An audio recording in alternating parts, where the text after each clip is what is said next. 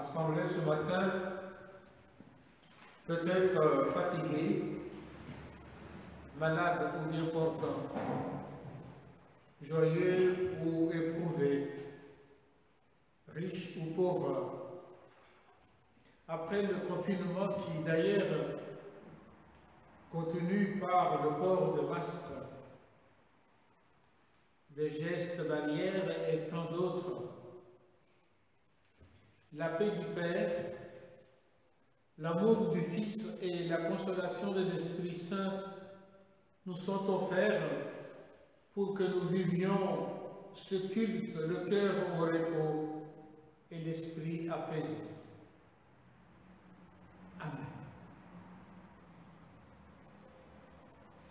Ô Dieu, toi qui es notre Père, tu es présent au milieu de nous.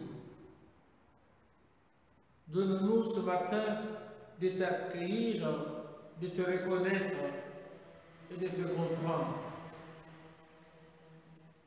Ô notre Dieu, notre Père, tu es source intarissable de toute vie. Sans toi, nous ne serions que poussière. Nous chantons à ta gloire la vie que tu nous as donnée. Ô notre Dieu, notre Père, tu es source intarissable de tout bien. Sans toi, il n'y aurait pas d'espérance pour demain et après-demain. Nous chantons à ta gloire ce matin neuf que tu nous offres et nous renouvelles chaque jour. Ô notre Dieu, notre Père, tu es source intarissable de toute charité. Sans toi, nous serions vides et asséchés, incapables de donner et d'offrir. Nous chantons à ta gloire la joie que tu nous accordes en Jésus-Christ d'aimer et d'être aimé. Ô Dieu, notre lumière, nous nous tournons vers toi comme la fleur se presse droit vers le soleil. Prends pitié de nous, fais-nous sentir ta présence. Ô Dieu, notre espérance, nous nous accrochons à toi comme le naufragé s'accroche à une barque. Prends-nous en pitié, fais-nous sentir ta présence. Ô Dieu, notre joie, nous implorons tes signes comme une mère attend le sourire d'un nouveau-né. Prends-nous en pitié, fais-nous sentir ici et maintenant ta présence. Amen. Chantons, frères et sœurs, à sa gloire, notre joie d'être ensemble au chant du cantique 41, 29. Dieu Tout-Puissant. Mon cœur considère tout l'univers et par ton pouvoir. Le ciel azur, les éclairs à tonnerre, le clair matin, les ombres du soir. De tout mon cœur, traverse les marchands, Dieu Tout-Puissant, que tu es grand, de tout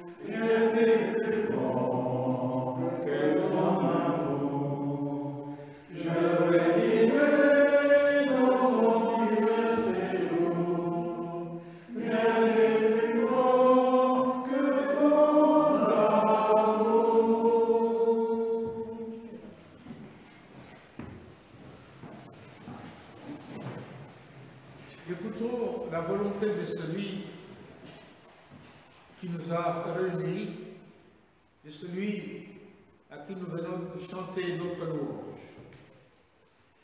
Sa volonté, dans sa lettre aux Romains, l'apôtre Paul nous exhorte en ces termes.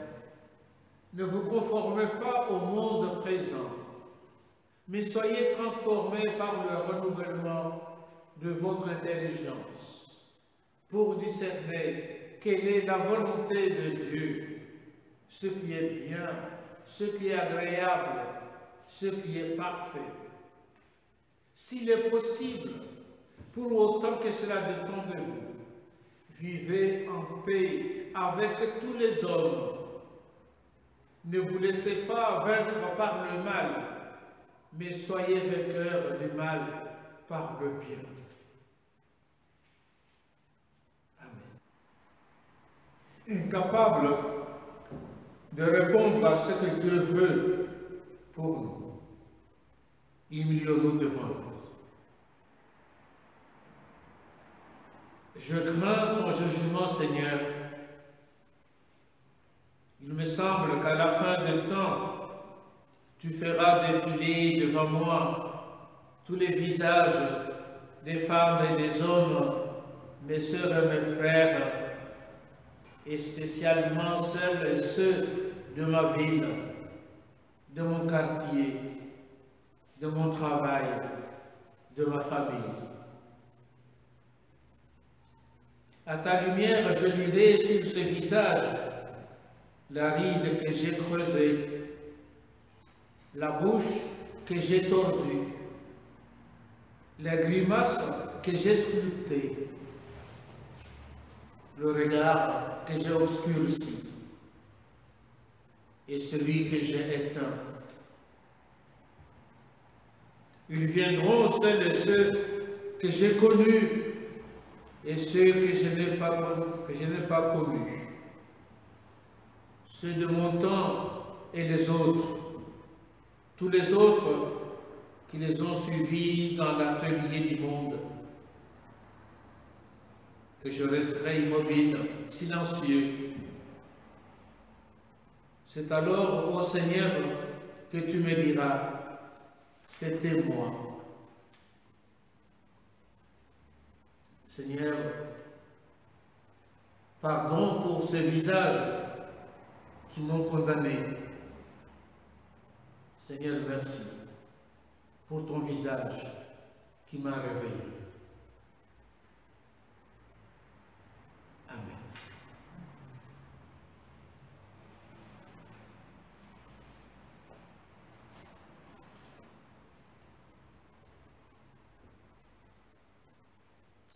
Je vous invite à vous lever pour entendre et recevoir la parole qui nous donne l'élan, la parole de Dieu qui nous donne l'envie de vivre. Si mon peuple dit Dieu par la bouche du prophète Ésaïe, si mon peuple s'humilie et prie, moi je serai attentif, je pardonnerai son péché. Frères et sœurs, Dieu nous aime jusque dans nos limites et nos défauts en Jésus-Christ. Devant lui, toute femme, tout homme, quel qu'il soit, a la même valeur. Alors, sais-tu que tu es l'enfant de Dieu? Sais-tu que tu es aimé de Dieu? Sais-tu que pour toi, Dieu a tout donné? Alors que son pardon et sa miséricorde te relèvent et qu'il te fasse vivre. Oui, le pardon de Dieu construit notre confiance. Le salut de Dieu est toute notre espérance. La grâce de Dieu est notre belle assurance. Dans le silence, nous pouvons le chanter. lui chanter notre reconnaissance.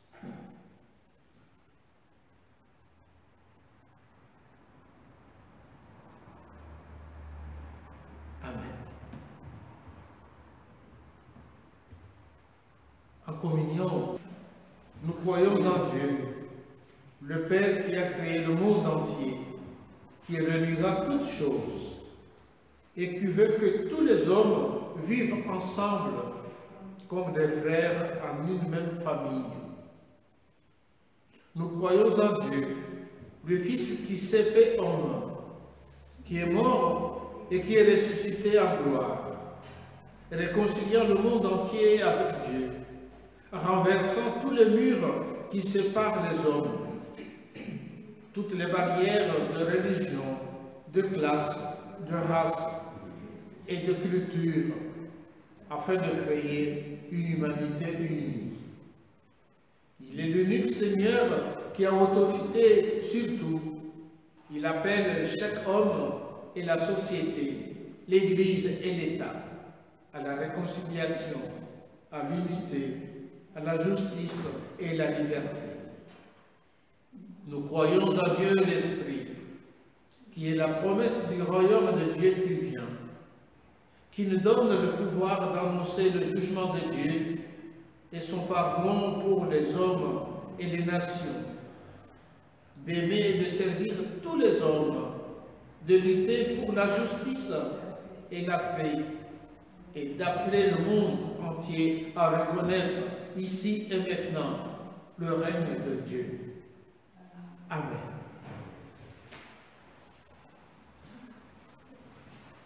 Veuillez vous asseoir.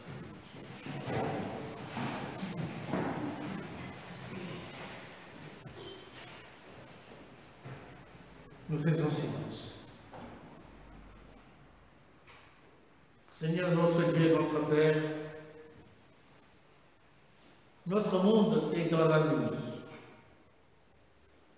nuit de la violence, de la guerre, de l'injustice,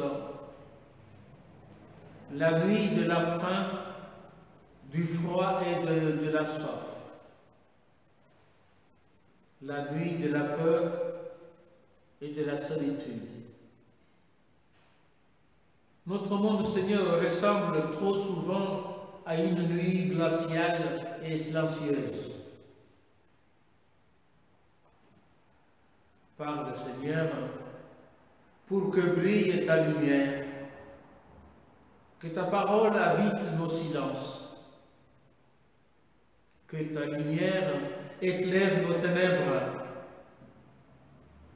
que ta paix triomphe de nos errances, et que ta justice renouvelle notre terre. Parle, Seigneur, tes enfants écoutent. Amen. C'est maintenant de nous mettre à l'écoute de la parole de Dieu. Donc, lisons dans Genèse, chapitre 2, les versets 4 à 9. Voici les origines des cieux et de la terre quand ils furent créés. Lorsque Dieu fit la terre et les cieux, aucun arbuste des champs n'était encore sur la terre, et aucune herbe des champs ne germait encore. Car l'Éternel Dieu n'avait pas fait pleuvoir sur la terre, et il n'y avait point d'homme pour cultiver le sol. Mais une vapeur s'éleva de la terre et arrosa toute la surface du sol. L'Éternel Dieu forma l'homme de la poussière de la terre. Il souffla dans ses narines un souffle de vie, et l'homme devint une âme vivante. Puis l'Éternel Dieu planta un jardin en Éden, du côté de l'Orient, et il y mit l'homme qu'il avait formé. L'Éternel Dieu fit pousser du sol des arbres de toute espèce, agréables à voir et bons à manger, et l'arbre de la vie au milieu du jardin est l'arbre de la connaissance du bien et du mal.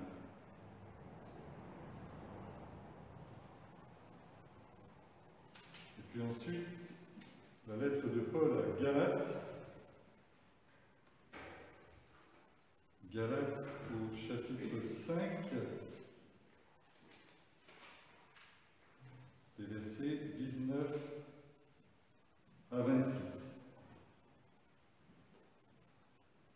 Or, les œuvres de la chair sont évidentes. Ce sont la débauche, l'impureté, le dérèglement, l'idolâtrie, la magie, les rivalités, les querelles, les jalousies, les animosités, les disputes, les divisions, les sectes, l'envie, l'ivrognerie, les excès de table et les choses semblables. Je vous dis d'avance, comme je l'ai déjà dit, que ceux qui commettent de telles choses n'hériteront point le royaume de Dieu. Mais le fruit de l'esprit, c'est l'amour, la joie, la paix, la patience, la bonté, la bienveillance, la foi, la douceur, la maîtrise de soi. La loi n'est pas contre ces choses. Ceux qui sont à Jésus-Christ ont crucifié la chair avec ses passions et ses désirs. Si nous vivons par l'Esprit, marchons aussi selon l'Esprit. Ne cherchons pas une vaine gloire en nous provoquant les uns les autres, en nous portant envie les uns aux autres. Et nous répondons à cette parole du Seigneur au chant, avec le chant 43, 10, tel que je suis, tel que je suis.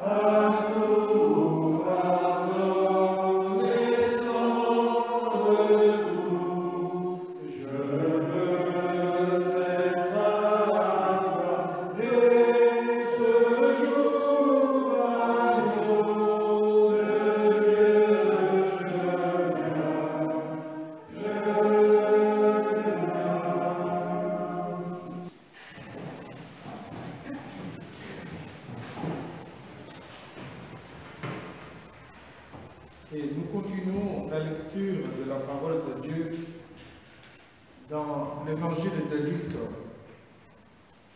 Dans l'évangile de Luc au chapitre 13. chapitre 13, à partir du verset 6. Mais en principe, je devrais commencer par le verset 1. Mais je commence par le verset 6.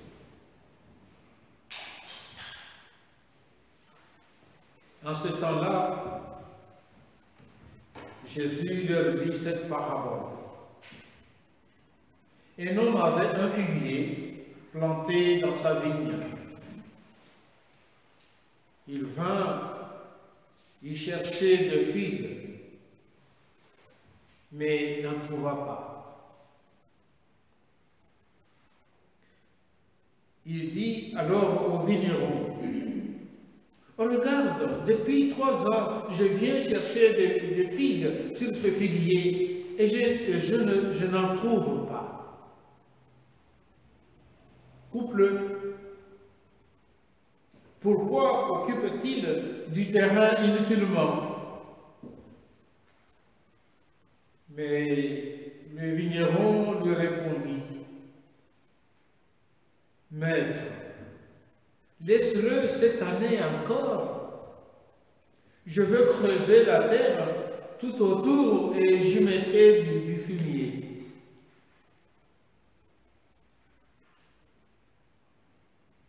Ainsi, il donnera peut-être de figues l'année prochaine. Sinon, tu le feras couper.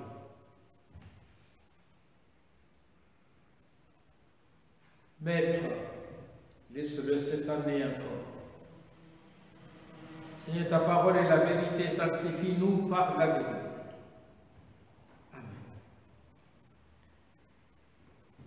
Comme je l'ai dit tout au début, le texte que nous venons de lire est précédé par l'annonce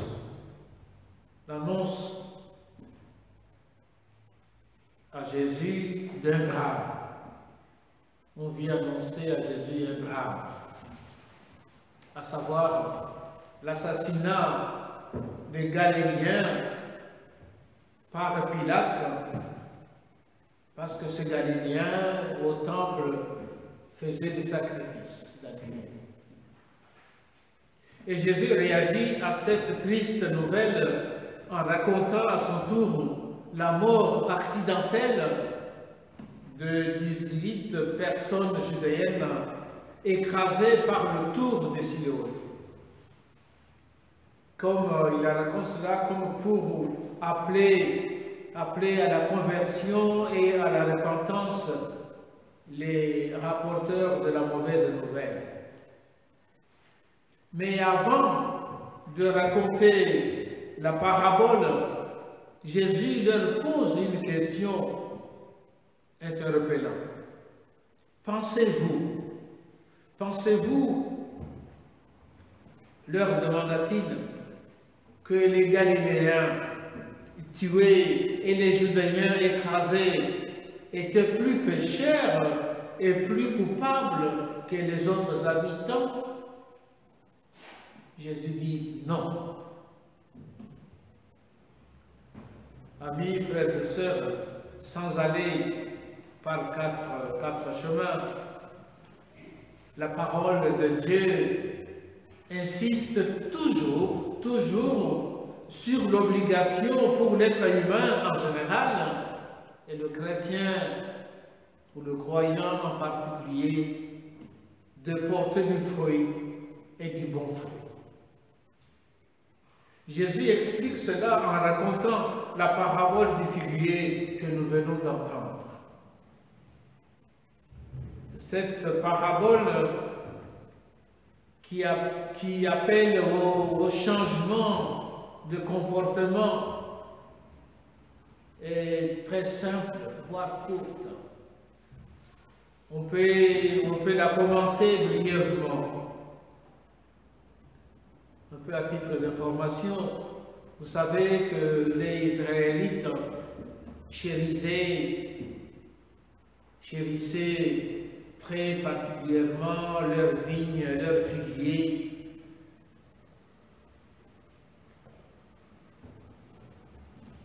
C'était non seulement des signes de leur installation en terre promise, mais encore des échos du paradis perdu. Et par là même des signes du royaume à venir. Il est à peu près certain que l'arbre de vie dont parle le livre de la Genèse a été une vigne, tandis qu'il est fort possible que l'arbre de la connaissance du bien et du mal ait été un figuier.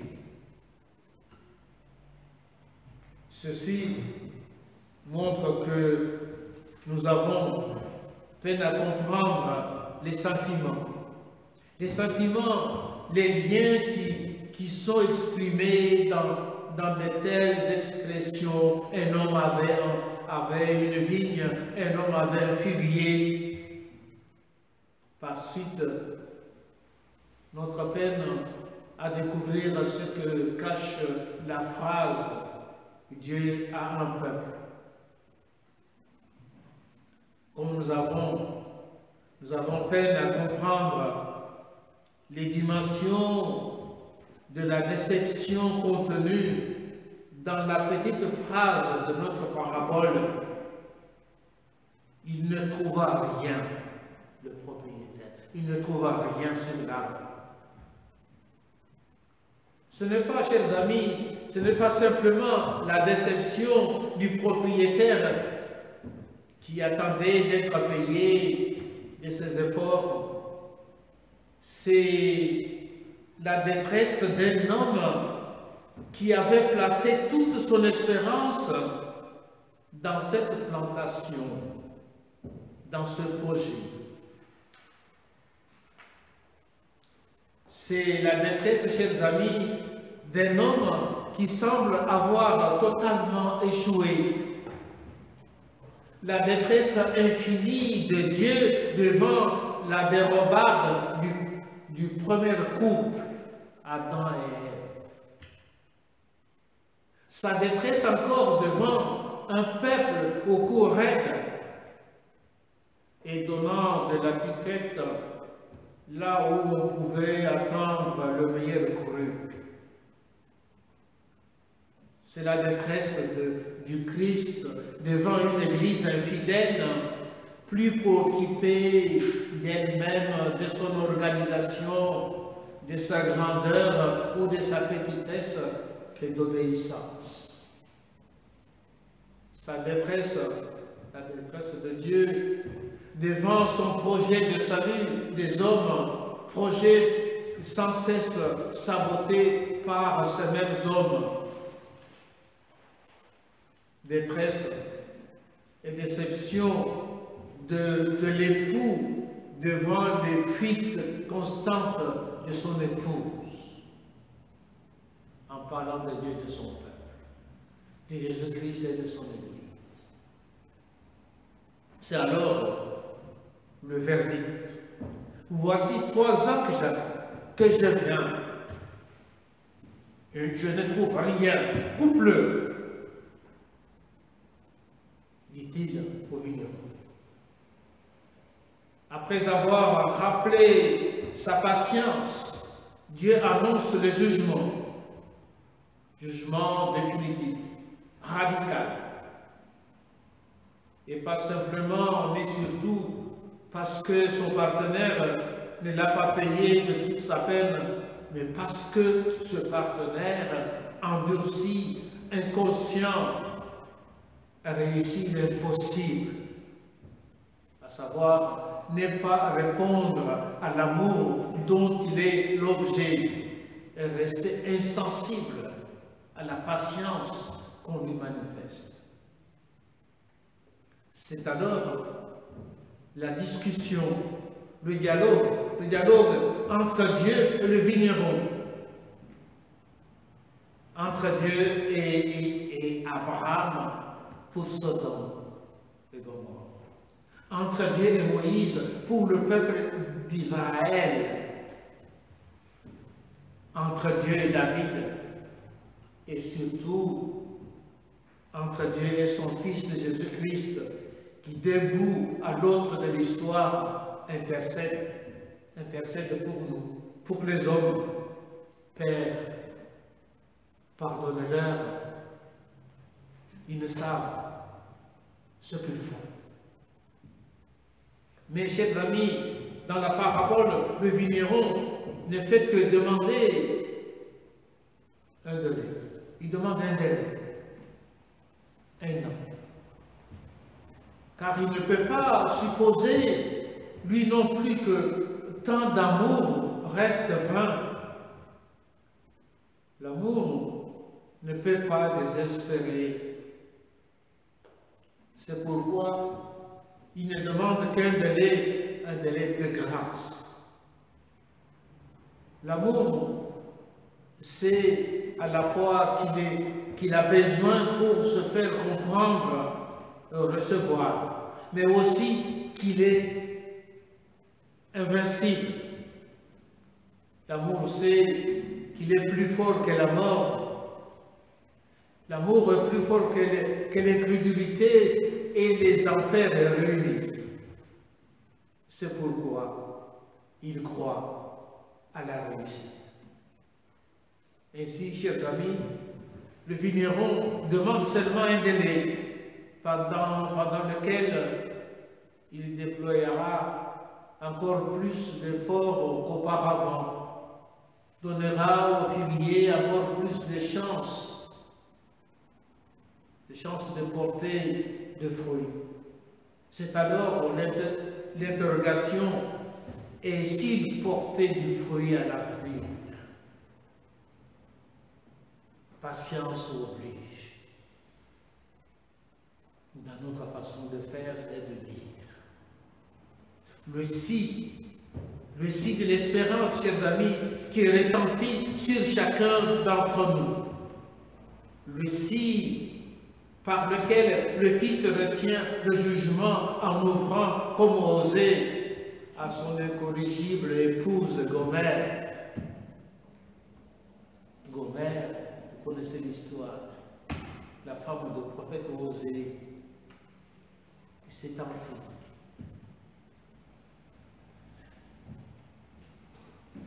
À son épouse corrigible Gomère,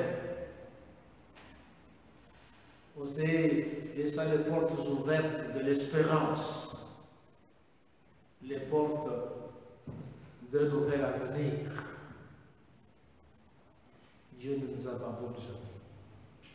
Mais c'est aussi la chance, s'il vous plaît, chers amis, c'est aussi la chance qu'il faut se dépêcher de saisir dès qu'on l'a comprise. L'avenir se bouche devant celui qui refuse d'y entrer. Sinon, tu le couperas. Après de les... Sinon, tu le couperas.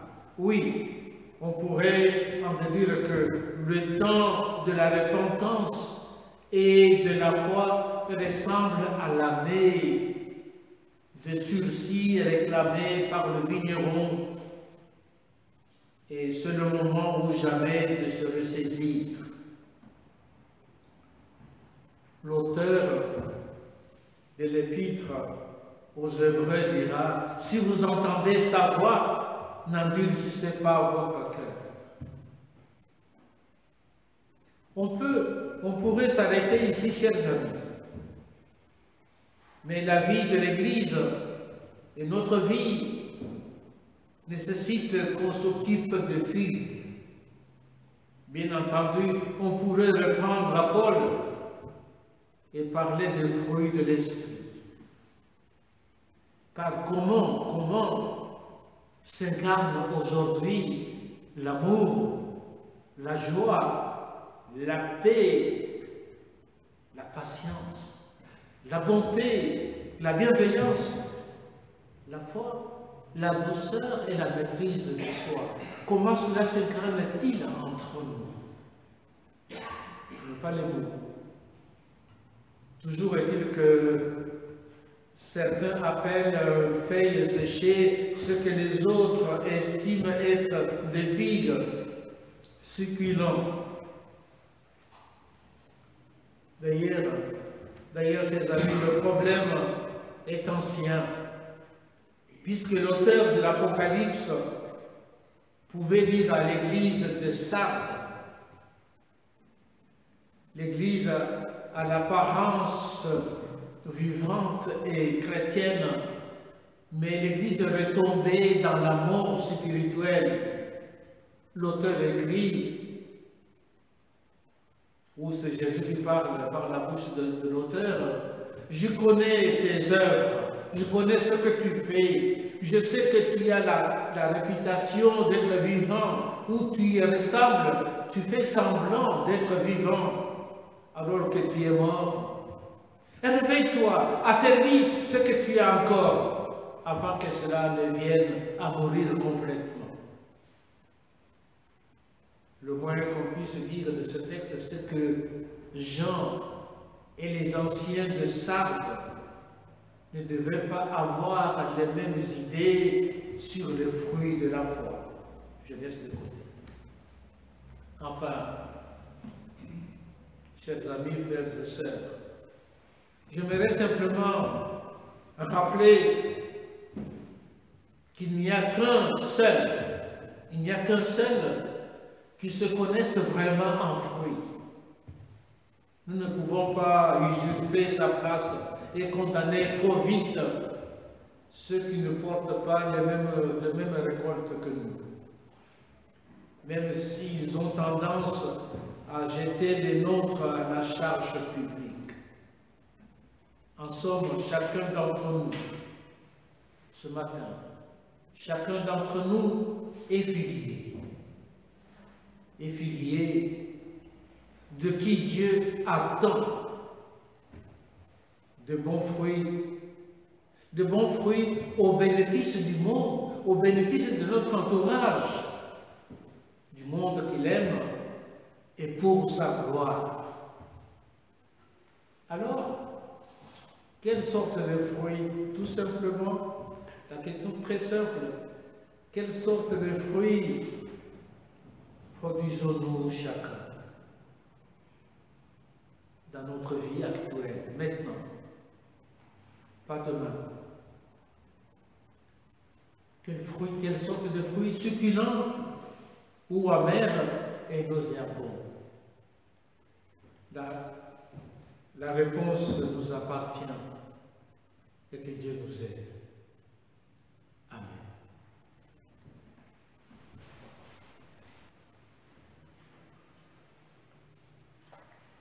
Mon Dieu, mon Père, nous chanterons au cantique 43, 06.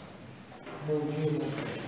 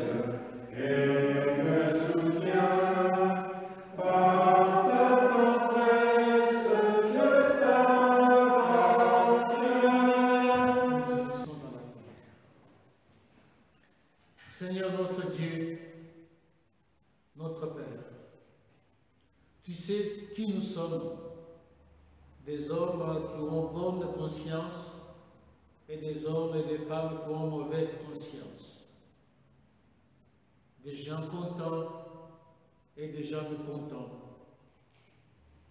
des gens rassurés et des gens anxieux, des croyants, des demi-croyants et des incroyants. Seigneur, nous voici devant toi dans nos différences, tous égaux, car nous sommes tous dans notre tort vis-à-vis de toi, et les uns à l'égard des autres. Tous égaux parce que nous devrons tous mourir un jour. Égaux parce que nous serions tous perdus sans ton amour. Mais égaux aussi parce que ton aide nous est promise et accordée en ton Fils bien-aimé, notre Seigneur Jésus-Christ. Seigneur, donne-nous d'être en toi comme un arbre aux racines profondes qui puise aux sources de la vie, ouverte au vent de ton esprit et qui porte du fruit en son temps et de nouvelles pousses après l'hiver.